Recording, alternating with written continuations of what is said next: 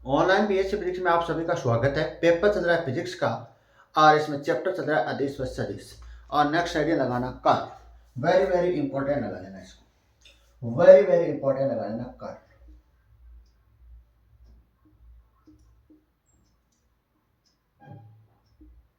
Very very important. Divergence और curl से एक 100% एक आएगा, या तो डाइवर्जेंस आएगा या कर्ल। इन दोनों में से आपको एक पेपर के दर्शन होंगे। अब ध्यान से देखना, सबसे पहले हमने क्या पढ़ा था? फ्लक्स पढ़ा था। बात समझने की कोशिश करना। सबसे पहले क्या पढ़ा सर? फ्लक्स पढ़ा।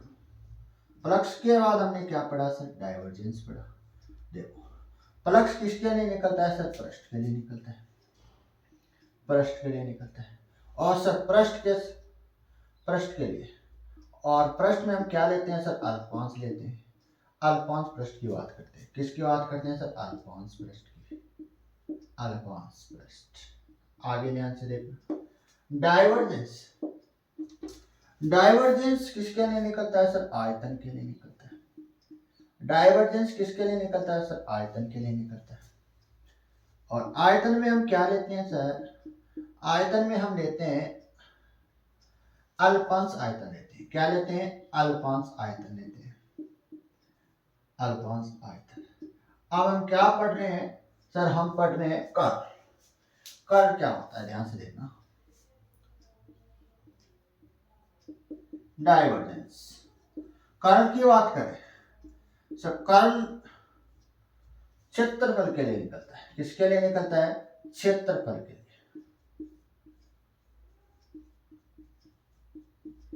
और इसमें हम क्षेत्रफल के लिए निकलता है, इसमें क्या लेंगे? अल्पांश क्षेत्रफल। क्या लेंगे? अल्पांश का मतलब छोटा भाग, अल्पांश क्षेत्रफल। अब हमको क्या पढ़ना है? कर्ल पढ़ना है। तो कर्ल के किसकी बात करेंगे? क्षेत्रफल की बात करेंगे। और क्षेत्रफल में हम क्या लेंगे? छोटा सा भाग लेंगे जिसको बोलेंगे अल्पांश क्षेत्रफल। अब ध्यान से देखो, तो इसको पढ़ने से पहले आपको एक छोटा सा, पिछली वाली क्लास से हमने टॉपिक पढ़ा था सदिश क्षेत्र का रेखीय समाकल। उसकी टर्म इसमें काम में आने वाली। वो टर्म है, वो कर्ल को क्या करेगी? हेल्प करेगी। तो उसको आपको जरूर पढ़ना है। इससे पीछे वाला जो वीडियो है उसको आप जरूर पढ़ना। उसमें एक छोटा सा टॉपिक है सदिश क्षेत्र का रेखीय समाकलन, ये आपको पढ़ना है। और ये जो टर्म आएगी सदिश क्षेत्र का रेखीय समाकलन, ये कर्ल में 100% काम में आएगी। देखो, अब देखो, कर्ण किसके लिए, कर्ण किसके लिए निकलता है? अल्पांश क्षेत्रफल के निकलता है। कर्ण का मतलब क्या होता है सर? घुमाव को व्यक्त करता है। किसको व्यक्त करता है सर? घुमाव को व्यक्त करता है। ध्यान से सुनना है केवल। कर्ण है वो किसको व्यक्त कर रहा है सर? घुमाव को व्यक्त कर रहा है। घुमाव का मतलब क्या है?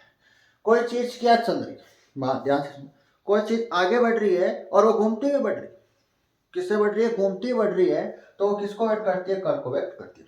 फॉर एग्जाम्पल समझते हैं, जैसे आप सिंक जानते हो, बर्तन धोने वाला सिंक।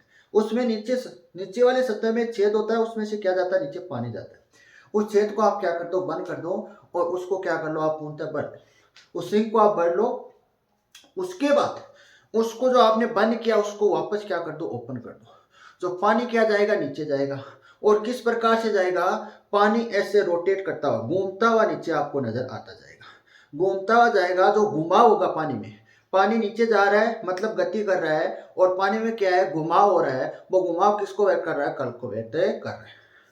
तो इसमें आप देखो परिभाषा, किस कर्ल का तो भौतिक अर्थ हमने समझ लिया, लेकिन इसकी परिभाषा हम किस प्रकार से देंगे ये हमको समझना है। तो सबसे पहले आपको ये पता होना चाहिए जो कर्ल है वो किसके लिए निकलता है? क्षेत्रफल के लिए, मतलब अल्पांश क्षेत्रफल आएगा।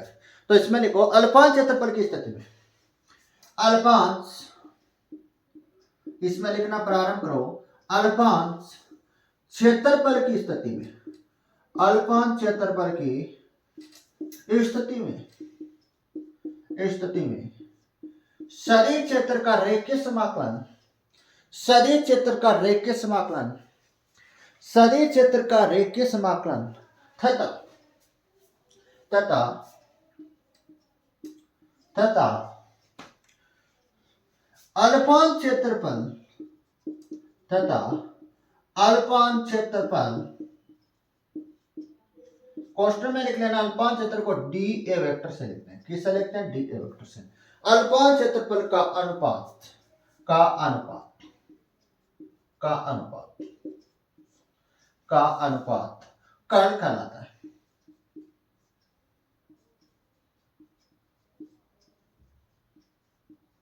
कहलाता है। और कर्ल कैसी राशि है? सदिश राशि। तो इसकी दिशा है वो किधर की ओर होगी? पृष्ठ के लंबवत होगी। पृष्ठ के लंबवत होगी। पृष्ठ के लंबवत होगी। तो नेक्स्ट एरो लगा के लिखना। नेक्स्ट आप इस प्रकार से एरो लगा के लिखना। कर्ल एक सदिश राशि है। कर्ल एक सदिश राशि है जिसकी दिशा पृष्ठ के लंबवत होती है। जिसकी दिशा पृष्ठ के लंबवत होती है। ये अब ध्यान से देखो परिभाषा क्या कहती है। अल्पांश क्षेत्रफल की स्थिति में सदिश क्षेत्र का रेखीय समाकलन तथा अल्पांश क्षेत्रफल का अनुपात क्या कहलाता है? कर्ल कहलाता है। तो देखो सदिश क्षेत्र का रेखीय समाकलन, तो रेखीय समाकलन को किससे लिखते हैं? गामा या डब्ल्यू से लिखते हैं। और इस गामा का जो कौन सा मान लेना है? मैक्सिमम मान लेना है। कौन सा लेना है सर? मैक्सिमम मान। गामा को किस प्रकार से लिखते हैं? ध्यान से देखना, इसको थोड़ा ढंग से लिखना है। जो आर लिखती हो ना आप इस प्रकार से, इस आर को आपको इस डंडी को ऊपर लेके वापस इस प्रकार से आपको लेके आना। देखो ध्यान से देखो इस प्रकार से। यहाँ पर देखो गांठ नहीं, यहाँ पर गैप नहीं होना चाहिए। बात एक ध्यान से समझना। इस प्रकार से मत लिख देना, ये गलत है। इस प्रकार से आपको लिखना, मतलब एक डंडी तो क्या रहनी चाहिए? छोटी रहनी चाहिए। इस प्रकार से आपको लिखना। अब ध्यान से तो सदिश क्षेत्र के रेखीय समाकलन को आपको क्या लेना है? मैक्सिमम मान लेना है। तो गामा मैक्सिमम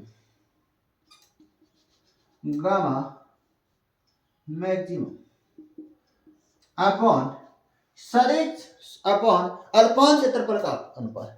सदिश क्षेत्र का रेखीय समाकलन का कौन सा मान है? मैक्सिमम मान है। तथा अल्पांश क्षेत्रफल का अनुपात ही क्या कहलाता है? कर्ल कहलाता है। तो अल्पांश क्षेत्रफल को किससे लिख दूं मैं? डी ए से लिख दूं। और यहाँ पर क्या आ रहा है? अल्पांश आ रहा है। अल्पांश आ रहा है तो यहाँ पर क्या आएगी? लिमिट आएगी। ये लो limit D A equal to 0। और इसको किससे लिखते हैं? कर्ल ऑफ ए वेक्टर से लिखते हैं। किससे लिखते हैं? कर्ल ऑफ ए वेक्टर से लिखते हैं। ये होता है। इसके बाद बात करते हैं गामा का मान क्या है। नेक्स्ट एरो लगा के लिख लेना। हम जानते हैं कि सदिश क्षेत्र का रेखीय समाकलन निम्न होता है। हम जानते हैं कि सदिश क्षेत्र का रेखीय समाकलन क्या होता है? ध्यान से देखना। गामा बराबर डब्ल्यू बराबर या गामा बराबर, या तो आप सदिश क्षेत्र के रेखीय समाकलन को डब्ल्यू से व्यक्त करते हो या गामा से व्यक्त करते हो। और यहाँ पर समाकलन कैसा रहेगा? बंद रहेगा। और ए वेक्टर डॉट डी, या तो आप ध्यान से देखना यहाँ पर लंबाई है।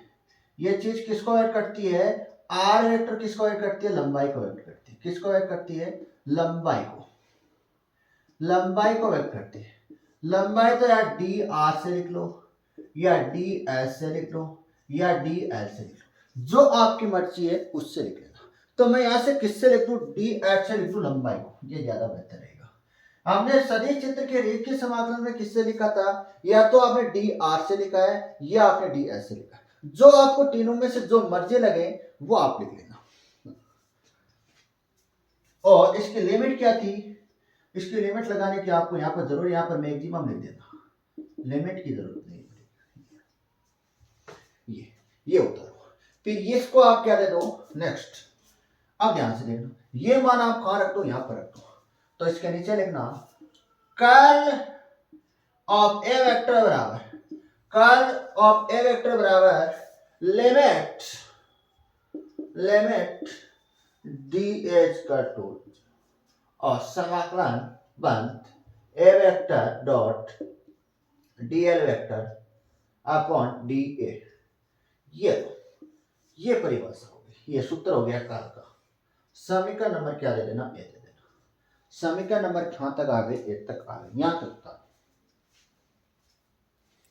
यहां तक आपको किसी प्रकार की दिक्कत नहीं होनी चाहिए, पहली बात तो ये।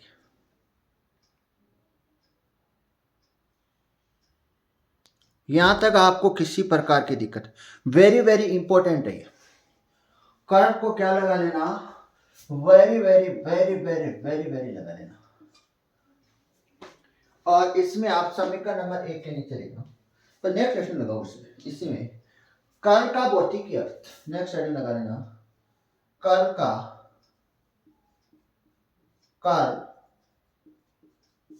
का भौतिकी अर्थ,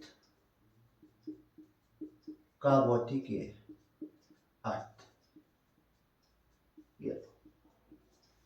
इसमें आप लिखना प्रारंभ करो, कर्ल का भौतिकी अर्थ में कर्ल सदिश क्षेत्र के, कर्ल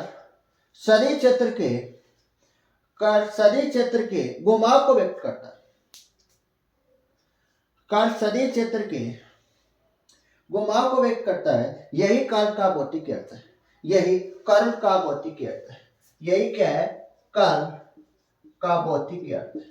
यही क्या कर्ल का भौतिकी है। एग्जाम्पल है जो मैंने आपको एग्जाम्पल बताया था स्टार्टिंग में क्लास में, वो सिंह वाला, वही आपको क्या लिखना है एग्जाम्पल, इसमें एग्जाम्पल लगा के नीचे लिख लो, आपको ज्यादा समझ में आएगा।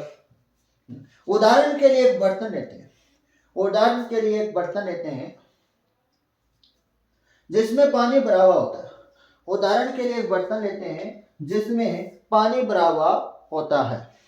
यदि बर्तन के तल में एक होल कर दिया जाए, यदि बर्तन के तल में एक होल कर दिया जाए तो होल से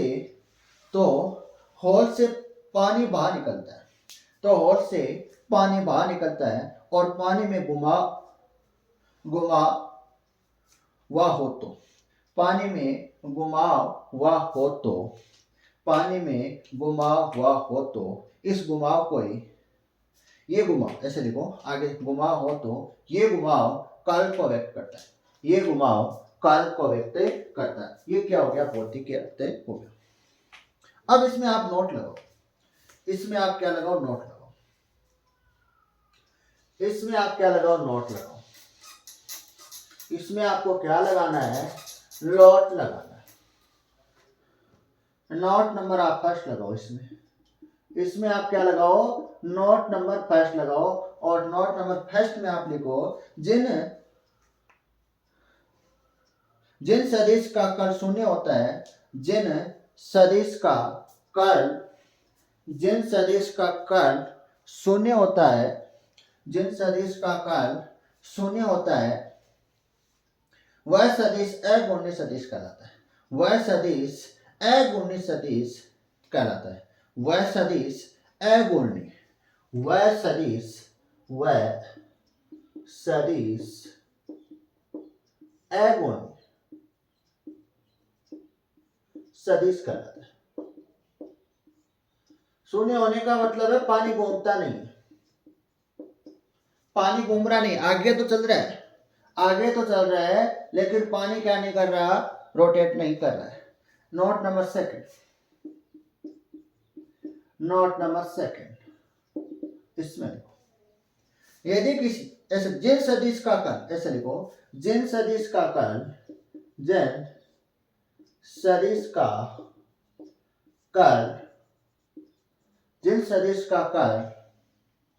शून्य नहीं हो तो,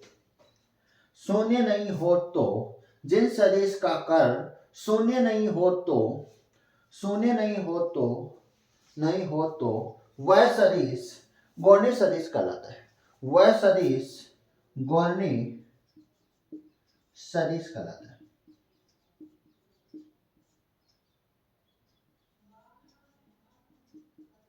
नेक्स्ट क्लास में पढ़ेंगे इसका गणितीय विश्लेषण कार्तीय रूप में। यहां तक आपको पढ़ के आना है। और एक से मेरा आपका सजेशन है, जो डाइवर्जेंस का जो कैलकुलेशन पार्ट है, डाइवर्जेंस का जो कैलकुलेशन पार्ट है उसको आपको ध्यान से देखना है। नेक्स्ट क्लास में आपको नेक्स्ट क्लास देखने से पहले आपको क्या देख के आना है, डाइवर्जेंस की आपको कैलकुलेशन देख के आनी है। ध्यान से एक एक चीज को आपको देखनी है। वो डाइवर्जेंस की जो कैलकुलेशन में जो कुछ मैंने चीजें बताई है, वो चीजें क्या काम में आएगी, यहाँ पर इस कार्ड में काम में आएगी। ज्यादा डिफरेंस नहीं है डाइवर्जेंस और कर्ल की कैलकुलेशन में।